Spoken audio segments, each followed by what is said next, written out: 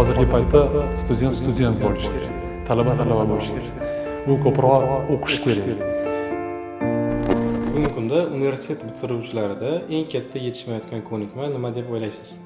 Menimcha, institut talabalari o'qishga kelgan paytida ko'proq bilim oliy deb kelishadi, lekin ko'zga tashlanadigan narsa intizomga katta e'tibor berilmayapti. Misol uchun, ular shu kitobni o'qib, o'tilgan mavzu bo'yicha aynan nazariy tomonda qanaqa yozilgan ekan, o'shani qiziqib, qaysidir paytda yechilmay qolib ketgan savollari bo'lsa agar bizga yetkazish va shu oqibatida qanaqadir diskussiyaga aylantirish narsa yetmayapti deb o'ylayman.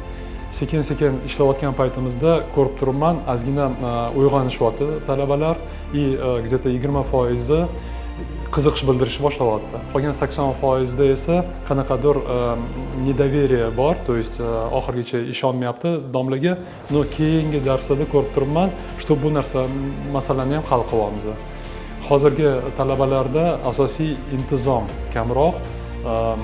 Intizom degani disiplina degani, ular shu o'tayotgan fanini chuqurroq o'rganish kerak, ko'proq kitoblarni o'qish kerak deb bilaman. Ikkinchi savolimiz, siz talabalik yoshiga qaytsangiz nimani boshqacha qilgan bo'lar edingiz?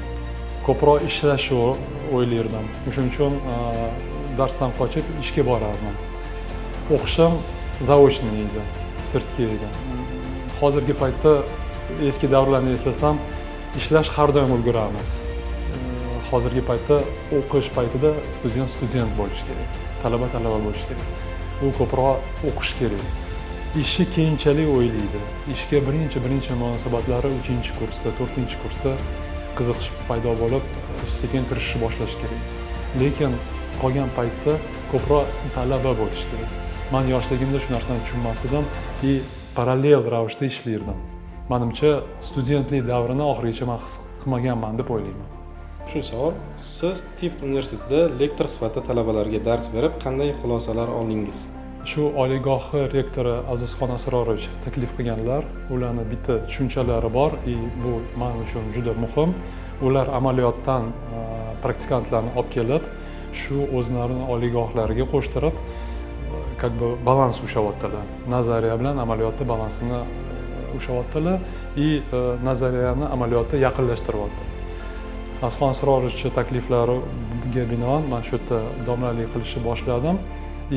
Hozirgi paytda o'qitayotgan paytimda amaliyotda shu 25 yil ichida nima to'plagan bo'lsam, sekin ularni talabalarga yetkazyapman. Misol uchun, qanaqadir ishlab chiqarish sexini tasavvur qilyapmiz.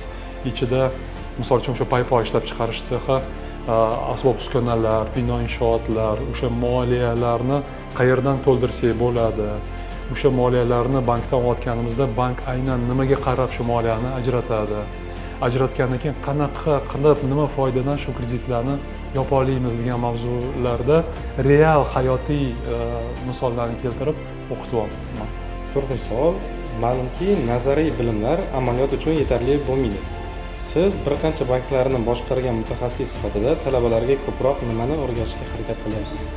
Haqiqatan hozir ozgina oraliq bor, jar bor. Shu jarni to'ldirish uchun masofani qisqaroq qilishimiz uchun bir nechta narsa qilyapmiz. Misol uchun, amaliyotda hozir nima narsa so'ralsa, o'shanga ko'proq e'tibor beryapmiz. Oddiy misol, escrow hisob raqamlari. Kecha bilasizki, fevral oyida escrowlarni joriy etish bo'yicha yangi talablar qo'yildi.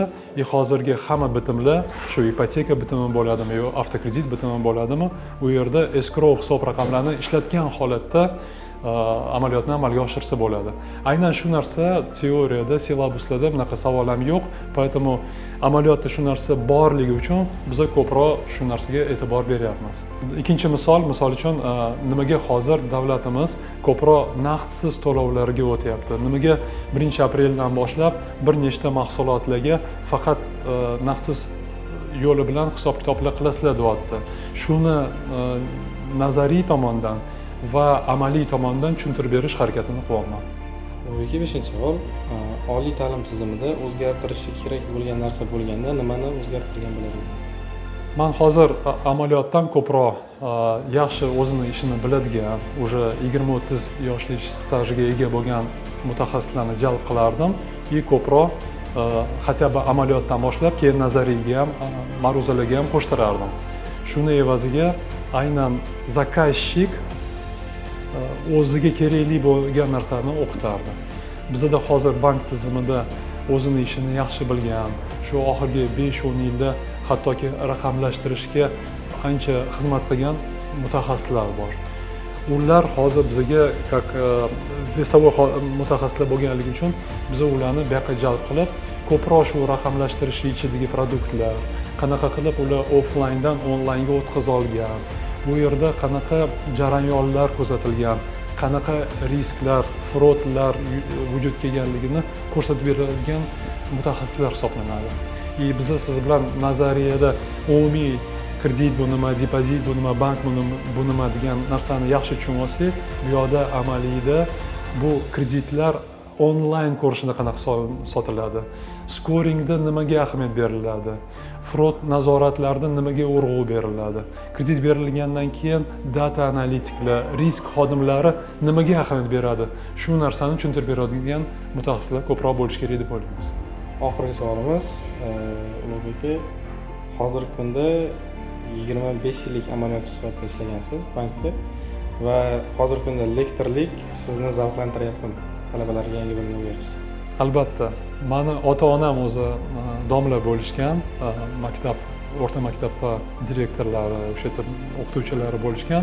Bu narsa menimcha qonda bor deb o'ylayman. Sababi hozir o'tirganimda, ma'ruza berayotganimda 60 ta, 90 ta kishi sizga qarab turadi. Qaramasa motivatsiya tushib ketadi, lekin telefonini ag'darib menga qaraydigan bo'lsa, shunchalik menga ko'p motivatsiya beriladiki, men erimning shu darslarga tayyorgarlik ko'rib, ularga yengillik narsani olib kiraman. Bu narsa menga ham katta motivatsiya beradi. Menga studentlar bugun hozir dars o'tayotganimizda kredit foizini, kredit grafikini tuzish bo'yicha men Excel ochib 2 minut ichida shu 24 oylik grafikni tuzib berdim. Savol berdim, oddiy savol. Kim hozir qilgan harakatlarimni tushunda deb savol berdim. Ahamiyat bersam, где-то 10 ta student даже videoga olib turgan holatni ham kuzatdim.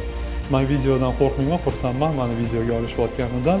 Lekin shu savolimga где-то 20 tacha, 30 tacha student biz sizni harakatingizni hozir tushunmadik, Excel'ni mana shu asosiy narsalarini tushunmadik deb javob berdi.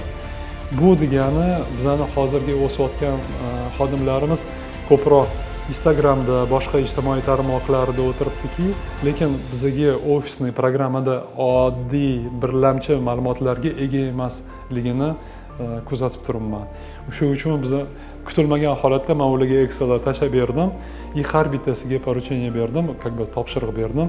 Uylarda yoki institutda mana chiroyli bitta kompyuter xonasi bor ekan, Excel'ni ochasizlar, formula nimaga qarayotganligini, qayerdan olayotgan, qaq bo'layotganligini bilib olasizlar. Keyingi darsda menga shu narsani topshirasizlar. To есть meni mo'ljalimdan tashqari mana shu narsalarga ham ozgina urg'u berishimiz kerak deb o'ylayman.